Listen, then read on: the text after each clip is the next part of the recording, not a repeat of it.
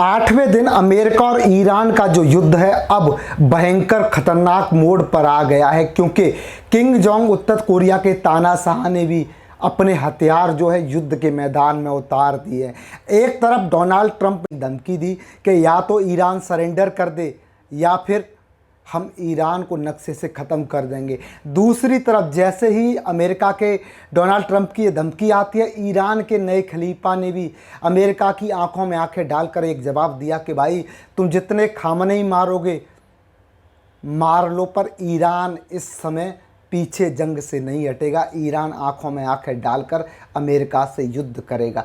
इसी बीच दुनिया में बढ़ते हुए तनाव को देखते हुए सबसे खतरनाक हथियार न्यूक्लियर डिजास्टर को भी समुद्र में उतार दिया है। और अब पहले ईरान का साथ देने की बात कही थी, परमाणु की धमकी अमेरिका को दी थी, लेकिन अब उत्तर कोरिया भी कहीं ना कहीं जंग में शामिल होता नजर आ रहा है, क्योंकि खतरा अब दुनिया की तरफ बढ़ता दिख रहा है। देखिए ये वीडियो कैसे आज 8वें दिन युद्ध में कौन किस पर भारी पड़ रहा है। ईरान इजराइल पर भारी पड़ रहा है या फिर ईरान ने अमेरिका की हालत खराब कर रखी है। भारत किसकी तरफ है, देश की मीडिया क्या कह रही है, विदेशी मीडिया क्या कह रही है, ये वीडियो देखिए आप।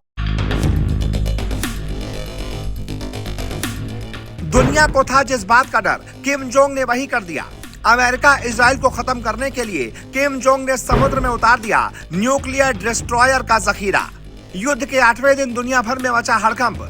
सनकी तानाशाह ने ईरान को खुल्लम खुल्ला दिया समर्थन। मुस्लिम देशों ने ईरान को छोड़ा अकेला, तो किम जोंग ने निभाई खामेनेई से असली दोस्ती।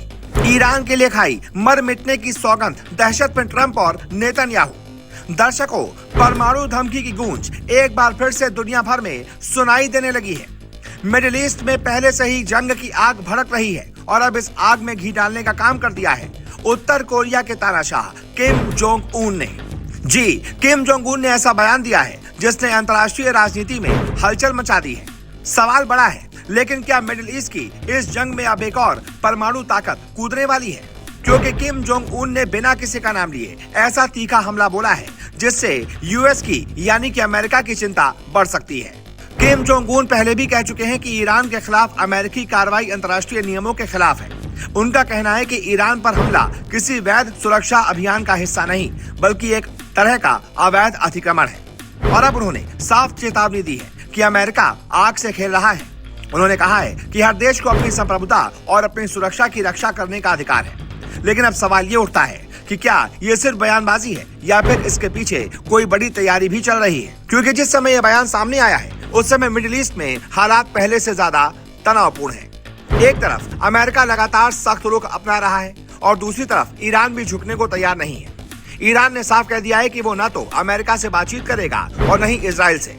इसी बीच इजराइल के प्रधानमंत्री बेंजामिन नेतन्याहू का भी बयान सामने आया है। उन्होंने कहा है कि अगर हालात बदलते हैं तो इजराइल अपनी सैन्य कार्रवाई की रणनीति में बदलाव कर सकता है। लेकिन दर्शकों, असली सवाल ये है कि अगर इस पूरे समीकरण में उत्तर कोरिया की एंट्री होती है तो क्या होगा? पहले इस जंग में रूस का नाम सामने आया, फिर चीन को लेकर चर्चाएं शुरू हुई और अब उत्तर कोरिया की तरफ से आ रहे ताबड़तोड़ बयान इस जंग को और खतरनाक बना रहे हैं। हालांकि अभी तक उत्तर कोरिया ने कोई सीधा हमला नहीं किया, लेकिन जिस तरह से बयानबाजी हो रही है उससे यह साफ है कि किम जोंग उन अपनी ताकत दिखाने से पीछे नहीं हटने वाले। किम जोंग उन ने कहा है कि उत्तर कोरिया किसी को चुनौती नहीं देता, लेकिन अगर कोई देश ये समझता है कि वो उत्तर कोरिया को दबा सकता है तो ये उसकी सबसे बड़ी गलती होगी। उन्होंने साफ कहा है कि उत्तर कोरिया एक जिम्मेदार परमाणु शक्ति है और अपनी सुरक्षा के लिए किसी भी हद तक जा सकता है। अब सवाल ये है कि आखिर ये संदेश किसके लिए है?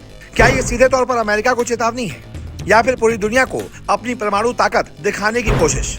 विशेषज्ञों का मानना है कि ये बयान अमेरिका और उसके सहयोगियों के लिए साफ संकेत है कि उत्तर कोरिया पर दबाव बनाने की नीति अब आसान नहीं होगी। इसी बीच एक और बड़ी खबर सामने आई है। किम जोंग उन ने अपनी नौसेना की ताकत को कई गुना बढ़ाने का ऐलान कर दिया है। उन्होंने हाल ही में अपने नए और बेहद घातक नौसैनिक युद्धपोत का निरीक्षण किया है। रिपोर्ट्स के मुताबिक ये करीब 5000 टन वजन वाला विध्वंसक पोत है। इस जहाज से क्रूज मिसाइलों का परीक्षण भी किया गया और खास बात ये रही कि इस पूरे परीक्षण को किम जोंग उन ने खुद अपनी आंखों से देखा। यानी साफ है कि समुद्र में भी उत्तर कोरिया अपनी ताकत दिखाने की तैयारी कर रहा है। अब इस पूरे घटनाक्रम के बाद दक्षिण कोरिया और अमेरिका की एजेंसियां अलर्ट मोड में आ गई हैं, क्योंकि अगर उत्तर कोरिया अपनी सैन्य ताकत को इस तरह बढ़ाता है तो इसका असर सिर्फ एशिया तक सीमित नहीं रहेगा, बल्कि पूरी दुनिया की राजनीति पर पड़ेगा।